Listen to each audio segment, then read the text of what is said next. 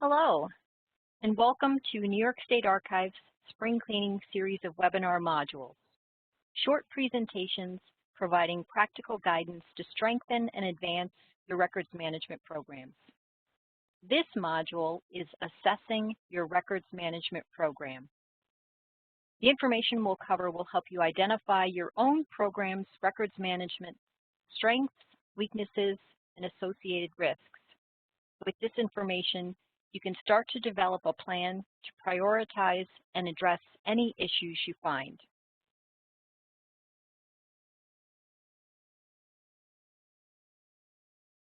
As public servants, the records we use every day are necessary for all these reasons: to meet legal requirements, support daily business functions that help staff evaluate, plan, and make good decisions, and provide evidence of those good decisions, to protect the rights of citizens, to defend the organization from any complaints or accusations of wrongdoing, to document the history of the organization and the community it serves, and they're needed to prevent risks that could hinder a government's ability to function properly and meet these needs.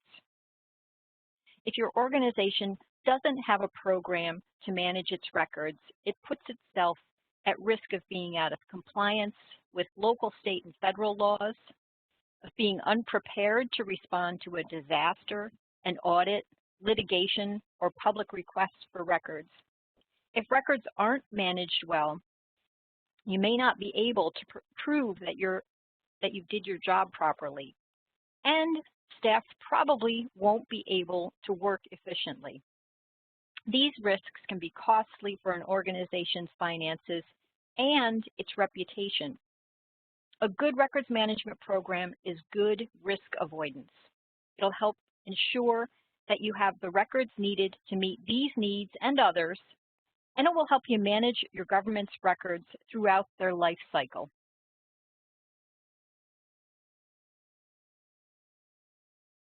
The records life cycle is a theory that records managers use to manage records at different points during their existence and develop related policies and procedures.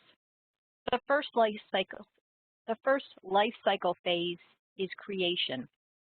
This is when a record is created or received. And at this phase, an organization has a responsibility to create or receive records that completely and accurately document business activities and decisions.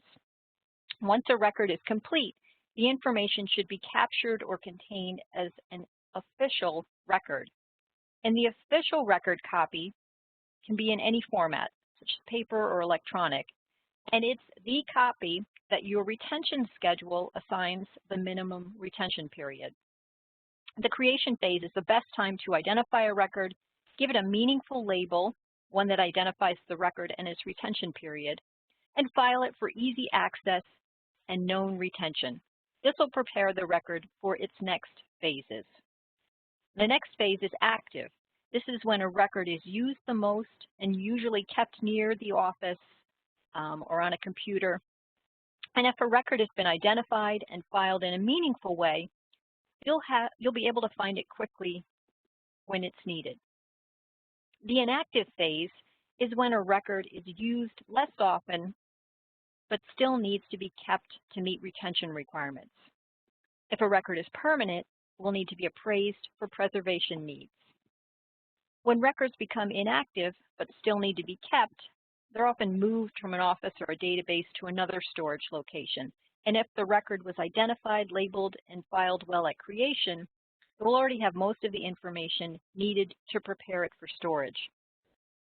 Disposition is the final phase, and this is when a record has either met its retention requirements and can be destroyed, or is a permanent record that must be preserved and monitored in storage to ensure it remains permanently accessible. Now let's look at some basic requirements and functions for a records management program that will enable you to manage your records throughout their life cycle with minimal risk. There are legal requirements for government records programs. New York State agencies and local governments must comply with the Arts and Cultural Affairs Law and the regulations of the Commissioner of Education for the management of their records. The laws and regulations require a number of things, including that management support a records management program and that it includes resources allocated for necessary records management activities. Management must also appoint a records management officer or RMO unless one is indicated in the law, and they must support the work of the RMO. Retention schedules must be used and adopted as policy for managing all government records. A records program should be run with policies and procedures based on standards and best practices for managing records, and the state archives can provide you with these. All staff have a legal responsibility to identify and care for the records that they use, including permanent records, and cooperate with the RMO and support a program for managing records.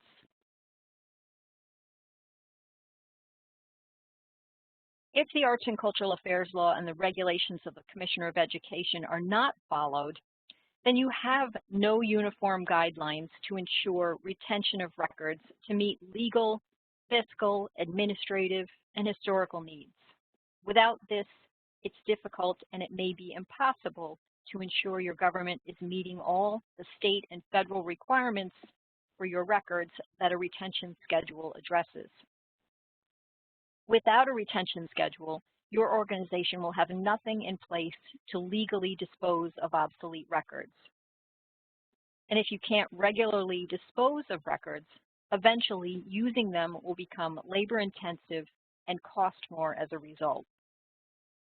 Legal costs could result if poorly managed records require the assistance of lawyers to discover records involved in litigation or an audit. Unidentified records can result in inappropriate or premature disposal of records or the inability to make them available for a Freedom of Information request. Either could result in legal costs to defend your organization. Any unfulfilled public records requests or records-related litigation that makes its way to the press can do lasting damage to your government's reputation. Not following legal requirements can have a big effect on how well your government serves the public. If you can't produce records that should be available, the public may believe you're keeping public information secret. And if you appear to be keeping secrets, you can lose public trust. And if you lose public trust, you lose their support. These risks can be avoided. Next, we'll cover some basic records management functions, explain why they're necessary, and what risks they can help you avoid. Key program functions address records retention, storage, access, and disposition. And disposition involves either destroying non-permanent records or preserving permanent records. These functions provide the foundation for a program that will enable records to be managed throughout their life cycle. Now let's look at these functions along with some activities that support them. And as we cover each, note how your program compares, where it's doing well and where it might need improvement or is potentially at risk. Activities that support records retention include identifying your records.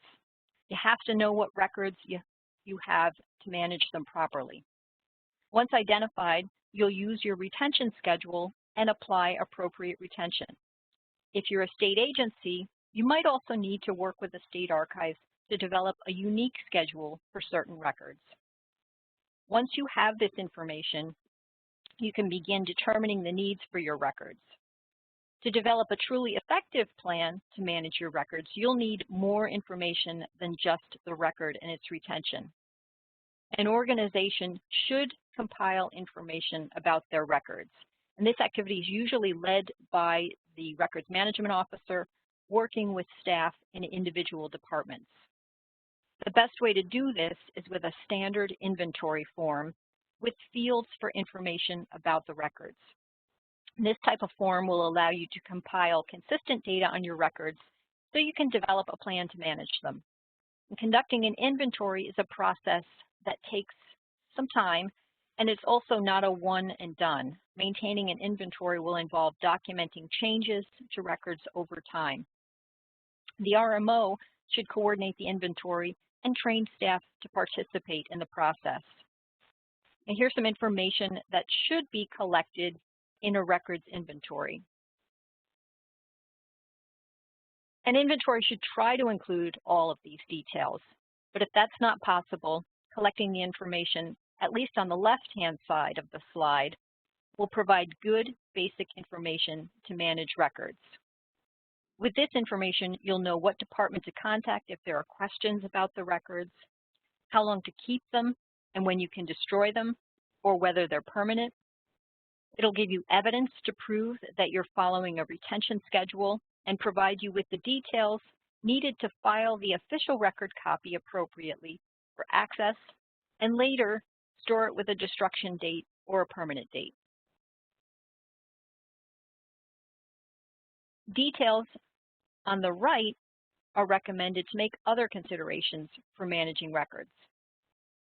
For example, location information for access, format information to determine appropriate storage systems, quantity and annual accumulation for storage space needs, frequency of use to determine the best format for access, restriction requirements, and protection for essential and permanent records.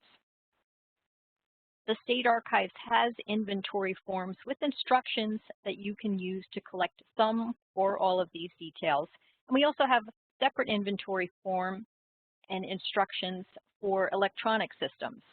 The records have to be managed in any format, including electronic, even if the official copy is paper and the electronic version is only used for access. If records are not inventoried so that retention periods can be applied, your risks may double. So in addition to those that we've already discussed on the left-hand side of the slide, on the right, you won't be able to manage your records appropriately because you won't know what you have. You won't have that key information. An inventory is the foundation of a records program, and it's necessary to plan for the development of your program. So key information is needed to manage records throughout their life cycle, and it won't be known without an inventory.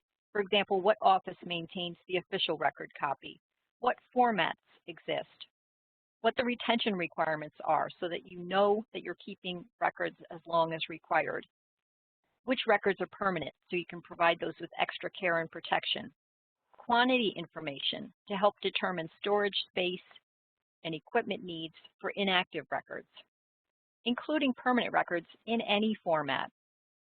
An inventory can also serve as a records subject matter list as required by the Freedom of Information Law. This requires that governments have a list of records on hand for the public to view on request. Your retention schedule will also fulfill this requirement, but it won't be as specific as an inventory.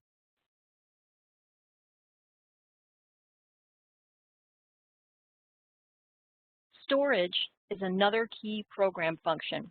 Related activities should involve choosing the right equipment for records in any format throughout their life cycle to ensure that records are stored and maintained in a safe, secure, cost-effective fashion that supports retention, access, disposal, and preservation. Active paper records should be filed using appropriate supplies and equipment so that records in offices can be retrieved quickly and easily for regular use. Electronic systems should be developed or purchased with records retention and disposition in mind so that records are also easy to store, retrieve, make available, and dispose. The transfer of physical records from offices to inactive storage should be planned and conducted regularly to remove unneeded records from offices and make space for new records. Inactive paper records should be separated from active records and stored as centrally as possible in a safe, secure record storage room. Climate-controlled vaults should be used for storing permanent and essential records, those that are most valuable to your organization. Inactive electronic records, ideally, should also be stored in one central location with meaningful file names and in formats that can easily be migrated to new hardware and software when necessary. Inactive physical storage should be secure. There should be locked doors, limited access, sign-out systems, security cameras if necessary, and the room should be built with fire protection in mind and include alarms, sprinklers, and fire-resistant materials. Boxes should be organized and labeled for retention and disposition, and a tracking system should be used to quickly find and track boxes. Stable environmental conditions are important to slow down deterioration of physical records, but that also includes electronic media and servers. Electronic records should be stored on a reliable server. Regular system backups should be conducted to ensure records aren't lost to any kind of a disaster. Servers and backup systems should be monitored regularly to ensure they're working properly. And organizations relying on electronic records should store them on server-class hard drives. And the digital imaging guidelines that the State Archives produces provides information on appropriate server storage for electronic records if you want to know more.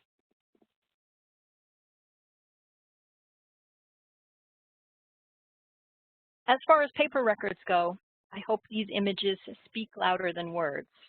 But don't let this happen to you. Electronic records may not be staring you in the face, but they can wreak similar havoc online or in storage media like USBs and DVDs. Some might say, electronic records don't take up much space, so why not just keep them all? Too many electronic records in a system, like email or a local network, can affect system performance. It can slow down its functions. There can also be increases to costs to migrate electronic records to new media or software, which must be done periodically to ensure that data can still be accessed and read. If you save everything, you'll be spending money to migrate obsolete records. If you save everything, electronic records must be made available if they're requested. Even if you considered the paper the official record copy and have already disposed of it, if you still have the electronic version, you still have the record. The same issues we discussed about discovery and FOIL requests apply to your electronic records. You had to hire a lawyer to help you find what's needed. It can be costly. And if you're saving everything, someone could also request an obsolete record that could work against your organization. If you don't label and manage electronic records stored on media, like on the slide, over time, you will forget what's on it. And if you have to pay someone to find out and then determine that the content is obsolete, well, you've just wasted time and money needlessly. Finally, if your hardware and regular backups aren't monitored to ensure that they're functioning properly, you may not notice that they're not working until it's too late.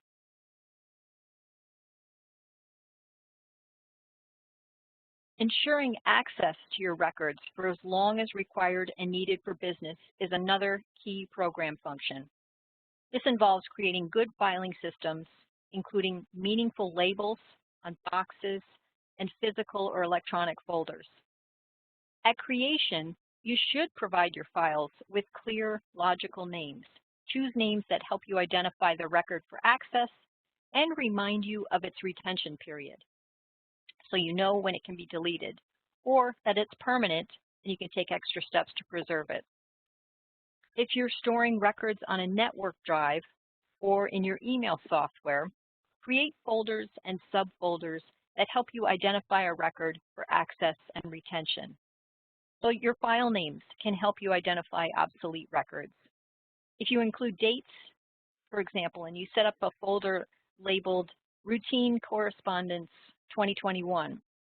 Well, if you know the retention period is 6 years, then you also know you can discard that folder 6 years later.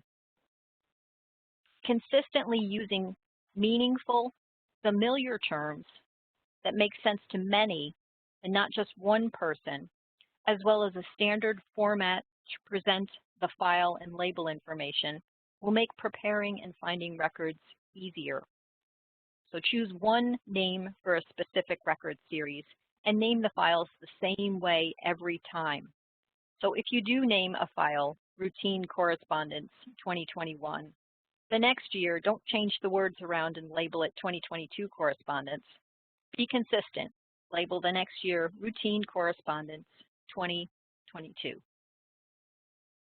An inventory can also be used for access. You can include record location information for physical records, and that'll allow you to track boxes on shelves. It can also identify what formats the records exist in, and if they're electronic, it can note where the electronic records are stored. An inventory created using consistent terminology to identify records information could also be used as the model for naming files and creating labels for records in any format.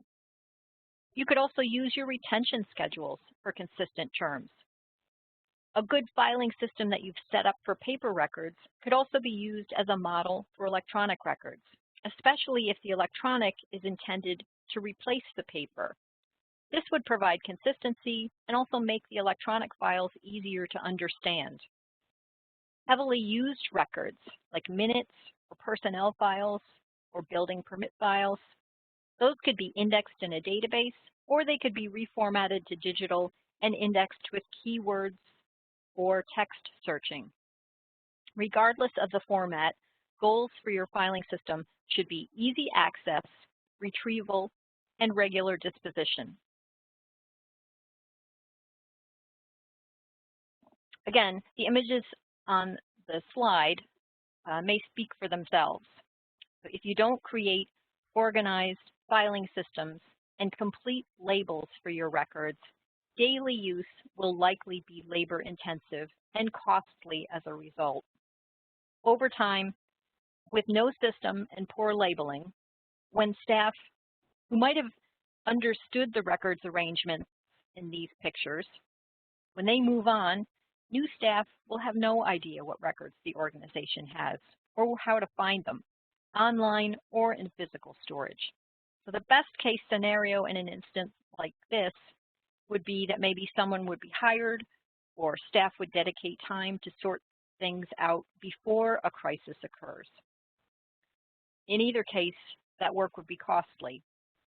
Worst case scenarios could involve a costly discovery process to try and find records in these situations to defend your organization in a lawsuit, or press reporting on the inability to fulfill FOIL requests with records that just couldn't be found, or a lengthy audit resulting in poor publicized results, or worst of all, a disaster, fire, flood, or network outage resulting in unknowable amounts of records lost. So don't let this happen to you.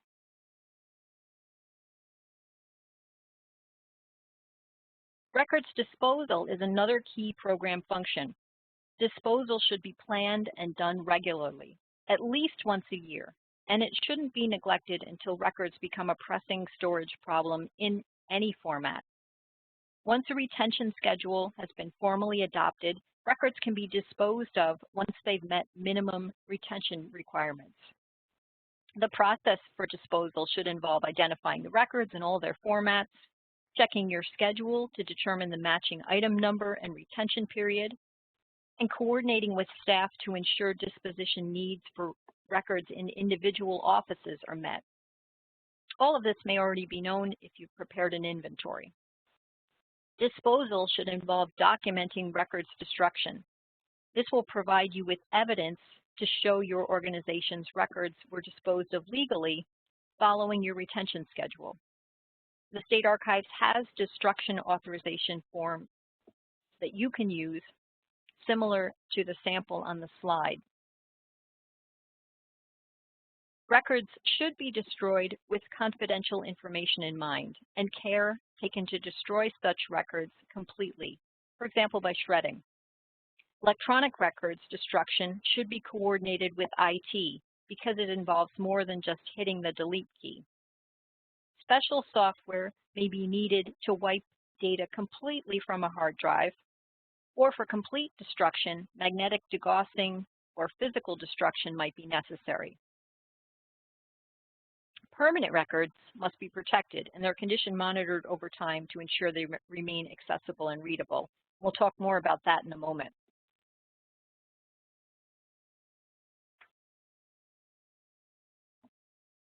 So practice disposal and avoid these risks by having a regular process for disposing records. So avoid increased time and expense for staff to retrieve obsolete records, or loss of physical and virtual storage space and costs associated with the need to buy more, or electronic system slowdown due to a high volume of records being stored and never deleted, or migration costs to move obsolete electronic records to new platforms, or discovery costs associated with finding records to defend your organization, or IT costs to assist with accessing records in formats that can no longer be opened by your software, or a breach of confidential information contained in records that could have been destroyed or weren't completely destroyed. For example, when decommissioning computer equipment, including copiers and printers or any other equipment with storage capabilities, such as those pictured.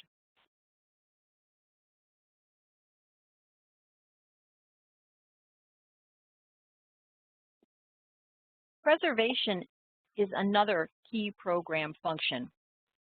Preservation of permanent records involves storing them under optimal conditions to ensure they can be accessed and read long-term, as well as monitoring and migrating them to new formats before information in the record becomes inaccessible or unreadable.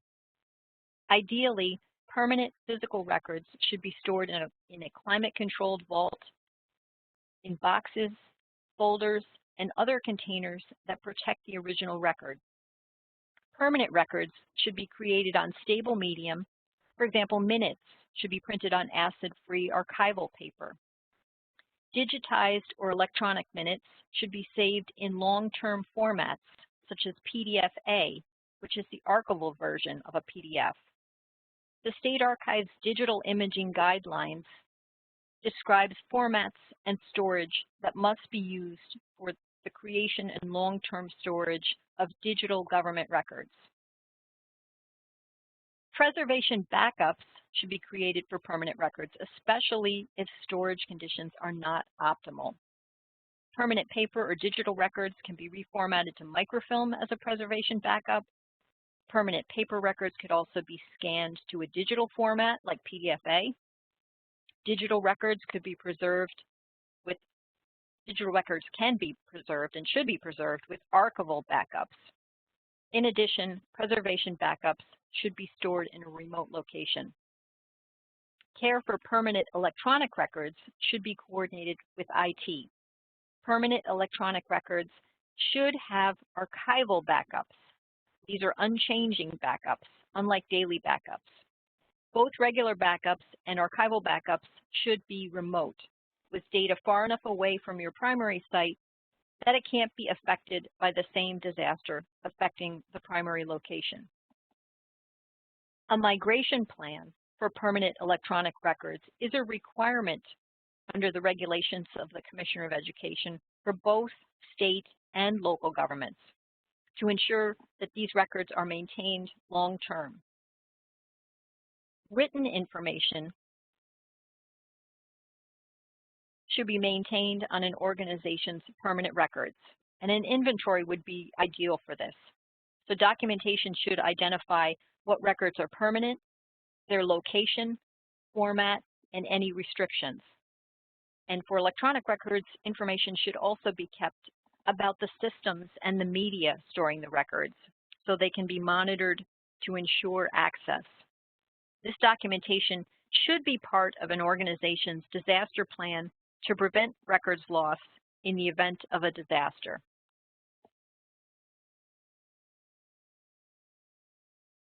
Records are essential for governments to function well. Permanent records, such as minutes, deeds and mortgages, tax records, building and property records, personnel, long-term payroll, infrastructure records, financial reports, and other records all allow government programs to function. And without them, a government can't operate effectively, can't protect the rights of its citizens, and it can't document its own or its community's history. If your government is negligent, the loss of public confidence may never be regained. If key records needed by the public can't be provided, lawsuits become a risk. Even if lost records could be recreated, the cost to undertake an effort like this may be great.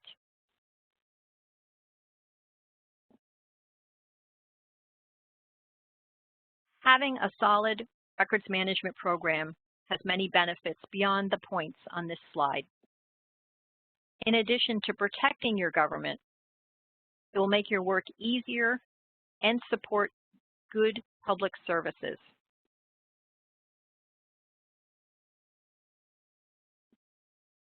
If you have a good records program, be sure to maintain it.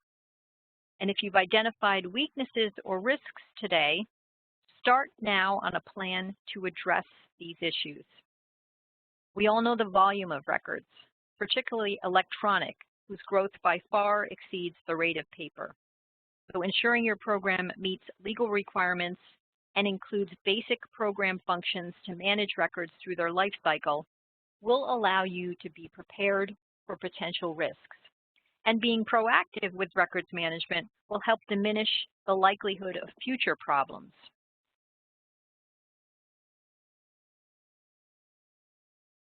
The State Archives has many resources in addition to those mentioned in this module and also on the slide. State Archives local government and state agency advisors can point you to other resources, and we can assist you with any records issues.